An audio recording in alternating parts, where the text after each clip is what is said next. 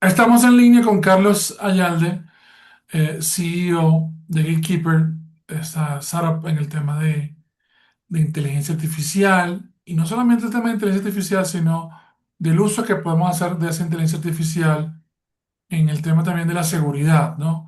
Carlos, bienvenido a Estamos en línea. Te comentaba ahorita, segundo antes de comenzar a grabar el podcast, que tuvimos la oportunidad de ver su stand en el AI Summit recientemente en Bogotá. Bueno, y quiero que hagas una breve introducción de la compañía, ¿no? ¿Quién mejor que tú, no? Ujú. Humberto, pues en primer lugar, un gusto saludarte, un gusto saludar a tu audiencia, agradecerte por el espacio y por la invitación. Estamos muy contentos de estar acá. Gatekeeper X es una empresa que nació en el 2025, llevamos un año, un poquito más de un año operando, y nosotros utilizamos, es una aplicación de la inteligencia artificial específicamente para prevención de fraude. Entonces, el fraude hoy, pues el fraude ha existido siempre. Yo creo que eso es lo más importante. Siempre ha habido fraude. Y cuando ha ido evolucionando la tecnología, el fraude siempre ha ido evolucionando. Entonces, cuando todo eran cheques, falsificaban billetes. Ahora que las transacciones son mayoritariamente digitales, pues el principal problema es la suplantación de identidad y el phishing y ese tipo de mecanismos para robarse la plata mediante medios digitales. Lo que está cambiando es que la inteligencia artificial hace que eso sea más fácil para cualquier ladrón, porque antes, digamos, el que quería robar, pues tenía que tener ciertos conocimientos o cierta metodología. Hoy cualquiera, con un poco de ayuda de inteligencia artificial, puede suplantar una página de internet y las vemos todos los días, ¿no? Estas páginas que copian la página de Claro, copian la página de Bancolombia, copian la página del acueducto y las copian perfecto. Y entonces para el ojo humano se vuelve un poco más fácil caer en engaños. Digamos, los ladrones siempre han sido muy hábiles, pero ahora con inteligencia artificial se vuelve un poco más fácil. Claro, le dan Entonces como nosotros, le están dando como superpoderes con la inteligencia artificial. exactamente, y entonces los que estamos del lado de proteger a los buenos, pues también tenemos que evolucionar a la misma velocidad. Entonces nosotros armamos una plataforma de software. Nuestros clientes son justamente las entidades financieras, bancos, procesadores de pago, también las páginas de comercio electrónico. Nosotros le ofrecemos nuestros servicios a esas entidades y a esas páginas para que puedan monitorear en tiempo real todas las transacciones y puedan identificar y prevenir transacciones fraudulentas antes de que ocurran. Y estamos básicamente, así como los ladrones usan la inteligencia artificial para engañar a las personas y apropiarse de sus recursos, nosotros utilizamos la inteligencia artificial para fortalecer los controles del banco, de la fintech, del e-commerce, para que no le metan esos goles. Claro, porque allí viene el tema de que en esa falsear identidad, que o lo sabemos que el objetivo final es tratar de hacer un impacto financiero, pero incluso estos no financieros, ¿no? Estos no financieros de capturar tu identidad para poder crear varios usuarios y poder hacer pedidos de diferentes cosas o poder entrar a diferentes plataformas también de forma ilegal, no tanto, no solamente ilegal, sino que confundiendo la identidad de un tercero y adicionalmente, por supuesto, eh, el tema de impactar financieramente, ¿no? Poder hacer un daño financiero con estafa, con compras a nombre de otro y enviarlas a otro sitio. Esos dos grandes impactos los tienen ustedes en el medio entre, como tú acabas de decir, las empresas de un lado y el consumidor del otro. ¿Qué consejo le daríamos a ese usuario final y a esa empresa eh, para prevenir este fraude, ¿no? Sí, déjame de pronto empezar por la empresa, Ok. porque la empresa es nuestro cliente. Entonces, yo siempre digo dos cosas. La primera es, el fraude cero no existe. O Mm, sea, esto es un riesgo. Si uno quiere que no haya fraude, entonces no venda o rechace el 100% de las transacciones. Pero entonces en el mundo que vivimos hoy, donde los consumidores esperamos poder hacer las cosas rápido, de manera digital, etcétera, pues a uno no le pueden llenar de fricción. Imagínate que mm, cada vez que fueras a pedir una hamburguesa te pidieran tu cédula. Pues como que eso es un montón de fricción innecesaria. Entonces, lo que tiene que haber es un balance, tiene que haber un apetito de riesgo, es cuánto riesgo estoy dispuesto a tomar versus cuál es la fricción que estoy dispuesto a poner. En la práctica, lo que las entidades tienen que buscar hacer, y es lo que nosotros justamente les ayudamos, es a entender el perfil transaccional de sus clientes. Y te pongo un ejemplo. Si hay un consumidor que por lo general mueve 50, 100.000, 200.000 pesos en su cuenta, nunca ha hecho compras grandes, siempre le transfiere a las mismas personas, es como que ese es su comportamiento normal. Cuando se mete a la aplicación, se mete desde el wifi de su casa, siempre está como... Y de pronto ves una transacción de 10 millones de pesos a es una transferencia a un destinatario nuevo, recién creado, y la transacción se está haciendo por allá desde Cúcuta, por poner un ejemplo. Pues es como, hey, un momento, o sea, este es el momento de frenar, este es el momento de confirmar la transacción con ese usuario. Oye, rechazarla primero y después confirmar. Dice, oye, estás haciendo un movimiento sospechoso, ¿qué está pasando? ¿Está bien ese movimiento? No, listo. Pero si le estoy transfiriendo 20.000 pesos a mi esposa, y es una transferencia que hago siempre y la estoy haciendo desde el wifi de mi casa, pues hombre, no la frene. Entonces, es poder encontrar justamente esas anomalías, esos cambios de comportamiento drásticos y ahí poner la fricción. Yo creo que eso es a lo que todas las entidades tienen que ir yendo, porque en últimas, lo que decía, o sea, el fraude siempre va a existir, los intentos de fraude siempre van a existir. Lo que las entidades tienen que aprender es a ser muy selectivos de cuándo freno y cuándo no, para no dañar la experiencia del cliente, pero sí poner el freno en esas anomalías. Ese es el consejo que yo le doy a las empresas. Y eso necesita tecnología. Eso necesita tecnología, reacción en tiempo real, capacidades de procesamiento de datos grandes, necesita tener los datos muy organizados. Entonces hay que empezar por ahí. ¿Qué datos hay? ¿Qué capacidad de calcular este tipo de patrones de comportamiento en tiempo real tienen?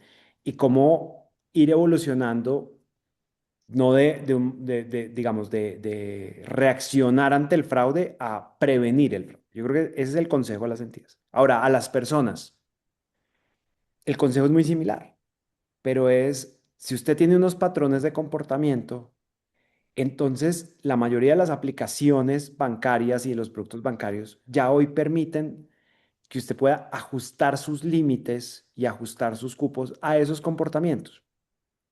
Entonces, si yo siempre y yo puedo entrar a mi banco, cualquiera de las cuentas bancarias que tengo, y yo puedo ajustar esos límites. Entonces, si yo este mes no planeo hacer compras por, no sé, más de 2 millones de pesos, ¿para qué tengo un límite de 30? Baje sus límites. Eso es la primera medida de seguridad. Eso es como decir, no deje la puerta de su casa abierta. Entonces, eso requiere disciplina, requiere obviamente estar pendiente, y todo, y a veces uno se vuelve víctima de ese consejo, no sé si alguna vez te ha pasado. A mí me pasó justo este viernes que por tener el límite muy acotado fui a pagar algo y rechazado por fondos insuficientes. Y qué vergüenza porque uno está en la caja del supermercado y tiene que entrar a la aplicación y cambiar el límite y tal.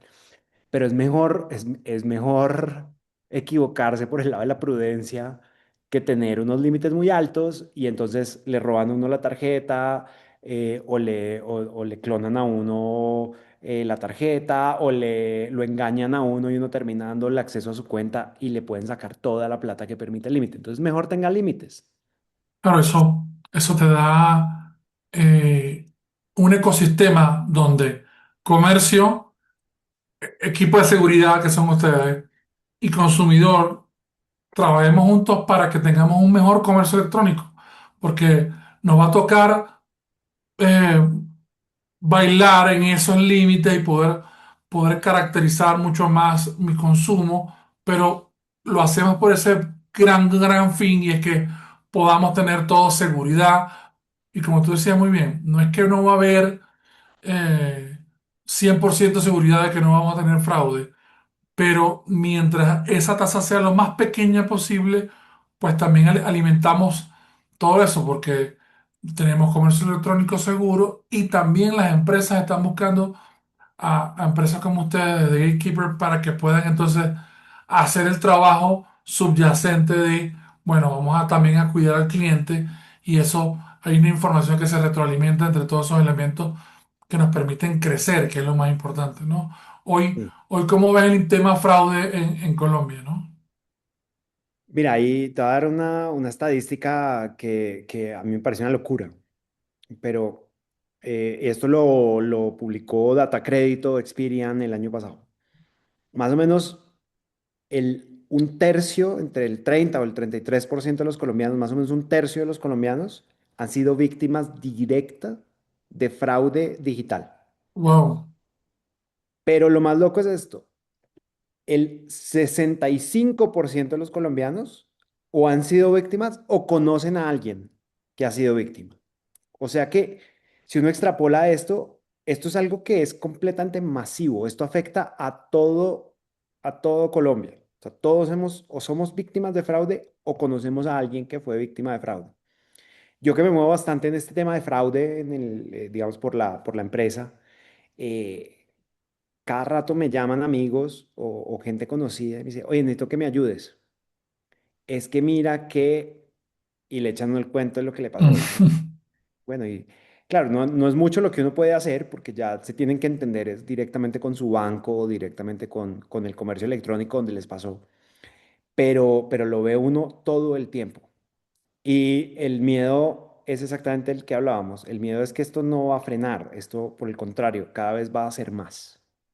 claro, ahí donde uno dice, Carlos, sobre todo en nuestro mundo emprendedor, startups, los no bancarios, en este mundo fintech, zapatero a sus zapatos. Yo siempre digo, mira, bien chévere que quieras hacer algún producto en comercio electrónico o fintech, pero no tienes por qué hacerlo todo ni saberlo todo. O sea, si ya yo sé que el tema onboarding de cliente, identidad y de seguridad de transacciones, porque voy a utilizar alguna pasarela de pago, oye, yo prefiero levantar el teléfono y, Carlos, ¿cuándo nos reunimos? O sea, atreverse a tener esa llamada para ir armando ese equipo y que no tengamos esa posibilidad de abrir de primera puerta la oportunidad para el fraude, sino, oye, tratar de limar todos esos detalles realmente con un equipo que ya tiene la experiencia, pero en el caso de ustedes que han trabajado con banca, con fintech, y que eso de verdad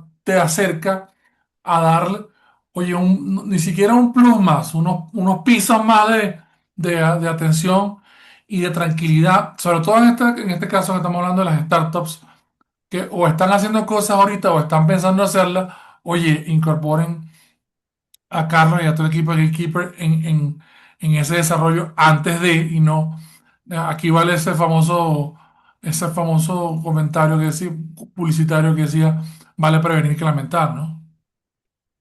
Sí, 100%. Sobre todo que un evento de fraude, así como un evento de seguridad, puede tumbar la empresa completa. O sea, lo que trabajaste durante años y todo desaparece de la noche a la mañana por, por, eh, por un crimen financiero. Entonces, yo sí creo que hay que, desde el principio, empezar a tener esta mentalidad. Muchas veces y todos los emprendedores nos ha pasado que nos queremos es crecer el producto, pensar en crecer, crecer, crecer, no necesariamente en cómo manejamos los riesgos.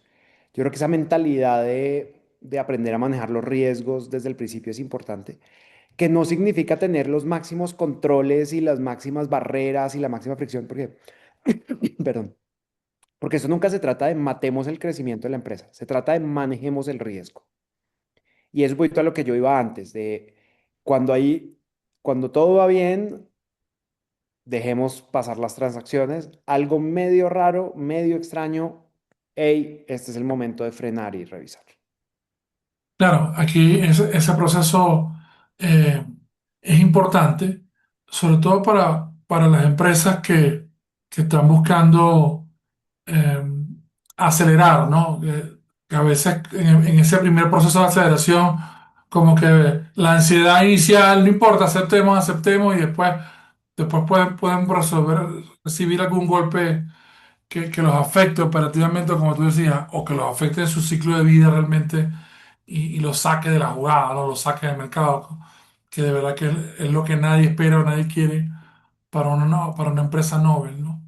Carlos, eh, ¿cómo ves el 2026 para ustedes? Pasos a seguir e hitos importantes que quieren cubrir este año, ¿no? Bueno, nosotros, como te comentaba, arrancamos el año pasado, si bien somos un equipo de ya 25 personas, 4 socios fundadores y 21 personas, 21 colaboradores. Arrancamos el año pasado y empezamos a construir. 2025 fue un año de construir el producto. Lanzamos con nuestro primer cliente en noviembre del 2025. Entonces llevamos apenas 6 meses reales ya en producción. Estos 6 meses pues hemos tenido un desempeño fantástico a nivel técnico, a nivel de resultados del negocio para nuestro cliente. 2026 es un año para nosotros de expansión. Entonces, venimos creciendo bastante rápido en la cantidad de clientes, también en la diversidad de clientes. Tenemos bancos, fintech, procesadores de pago, comercio electrónico, seguros. O sea, estamos empezando como también a diversificar esos clientes, lo cual es muy interesante porque empiezan a aprender de un montón de negocios también. Entonces, digamos, el tipo de fraude que existe para un procesador de pago es distinto al tipo de fraude que existe para un emisor de tarjetas, que es distinto al tipo de fraude que existe para una compañía de seguros. Entonces, estamos aprendiendo algo que ha sido muy grato, es que construimos una plataforma que es lo suficientemente versátil y flexible para poder atender todos esos tipos de clientes. Entonces, sí, este es un año de expansión comercial, es un año de expansión geográfica también.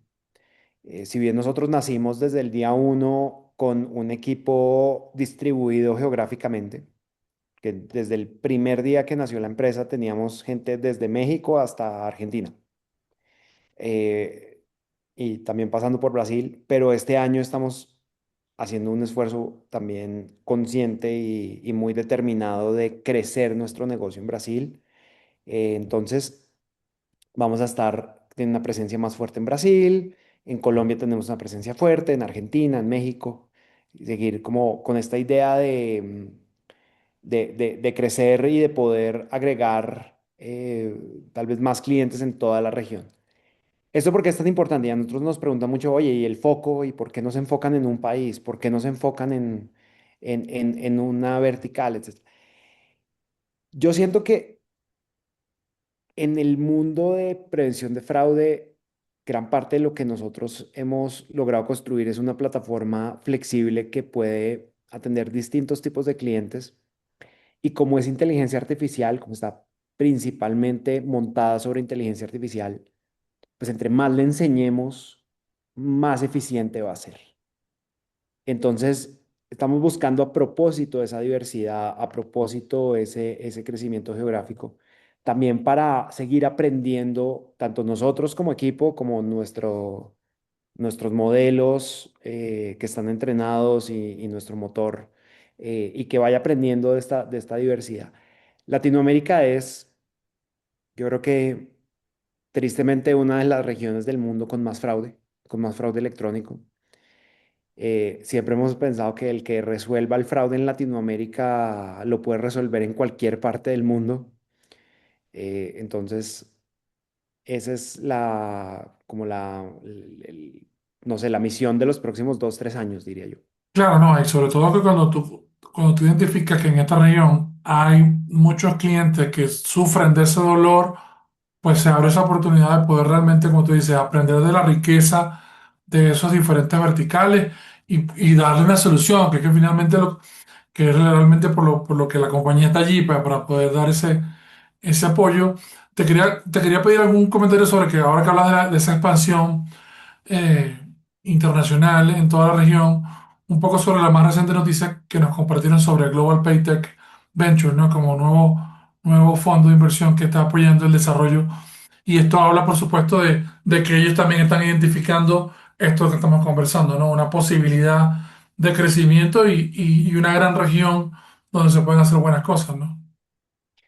Sí, bueno, pues esa fue una gran noticia. Global Paytech Ventures es un fondo muy especializado en temas de pagos y en esta industria. Eh, no sé si tuviste chance de ver un poquito la historia del fondo, pero pues básicamente el fondo es liderado por Javier, que fue presidente de Mastercard Europa y presidente de Mastercard para Latinoamérica, una persona con, digamos, una experiencia riquísima en temas de pagos y que, digamos, vio en la industria de prevención de fraude y más específicamente vio en Gatekeeper X una oportunidad de crecimiento importante para su fondo. Entonces, acaban de invertir en nuestra empresa, son nuestros nuevos socios, estamos absolutamente dichosos de trabajar con ellos. Nos traen no solo capital, sino también relaciones y sobre todo un entendimiento estratégico de la industria que viene a complementar mucho la experiencia de nuestro propio equipo. Claro, y eso evidentemente va a consolidar este próximo año 2027, lo que queda de 2026 ya, un buen desarrollo no solamente en Latinoamérica y tomándote la palabra, oye, pues puede ser una buena puerta de entrada para Europa también para ustedes, ¿no? Sí, a ver, la ambición nuestra a largo plazo es enorme. Nosotros queremos estar en las grandes ligas en términos de tecnología para gestión de riesgos en el mundo. Y una cosa que es muy curiosa y es si tú hablas con la mayoría de las entidades en Latinoamérica, bancos, fintechs, comercio electrónico, y tú les preguntas qué utilizan hoy para prevención de fraude, te van a botar un montón de nombres que todos son compañías de Europa, de Asia o de Estados Unidos. Es decir, no usan compañías latinoamericanas para esto. Esta tecnología realmente siempre la hemos importado, lo cual a mi juicio es un error, porque justamente ha sido construida por John, que está por allá en Atlanta, que no sabe cómo es una cuenta mula en Latinoamérica porque nunca le tocó. Entonces nosotros lo estamos haciendo al revés. Nosotros queremos construir todas las plataformas de Latinoamérica con todo ese conocimiento, con, digamos, el haber estado en la calle, el haber sido víctimas de todo esto y eventualmente a largo plazo ir a Estados Unidos, ir a Europa con ese conocimiento acumulado y poder decir, hey, mire, es que yo sí lo resuelvo de verdad. Y mire cómo lo resolví en Brasil, mire cómo lo resolví en Colombia, mire cómo lo resolví en México. Y ese ejemplo que es muy claro porque lo viví también esta semana pasada en el e-commerce day junto a la de Comercio Electrónico de Colombia, que había muchos proveedores de diferentes áreas, pero como tú dices muy bien, todos eran asiáticos, europeos, norteamericanos. No vi ninguno en este sector realmente. Bueno, ustedes en el AI Summit, ¿no? Pero sin duda alguna hay que refrescar este mensaje de que si queremos entrar en este mundo de comercio electrónico, si queremos estar en este mundo de fintech, hay que cuidarse de fraude y qué bueno sería que se puedan colocar en contacto con ustedes para hacer sinergia regional, ¿no? Claro. Y es que y es un poquito lo que te digo, nosotros no fue que un día nos levantamos y dijimos, ay, montemos una empresa de prevención de fraude. Nuestro equipo fundador, es un equipo que trae muchísimos años de experiencia en esto. Construyó tecnología de prevención de fraude para Mercado Libre, para Rappi, para otras fintech en Latinoamérica. Y tenemos entre 15 y 20 años de experiencia individual cada uno en esta industria. Y la verdad es que nos juntamos el año pasado fue porque dijimos, oiga, construyamos la plataforma que siempre nos soñamos tener cuando éramos clientes. Claro, Nosotros, hay una historia que yo siempre cuento, que es cómo entré yo al mundo del fraude. Y es que nadie en la universidad que está estudiando dice, ah, yo quiero trabajar en fraude. Sería medio raro si alguien dijera eso en la universidad. Creo que, claro. creo que lo De eso, de miraría. eso te, de eso te enteras cuando llegas a las compañías o a los bancos, ¿no? Exacto. No, todos llegamos a esta industria por accidente. En mi caso, yo digo, yo no llegué a trabajar a la industria de fraude, es que el fraude me encontró a mí.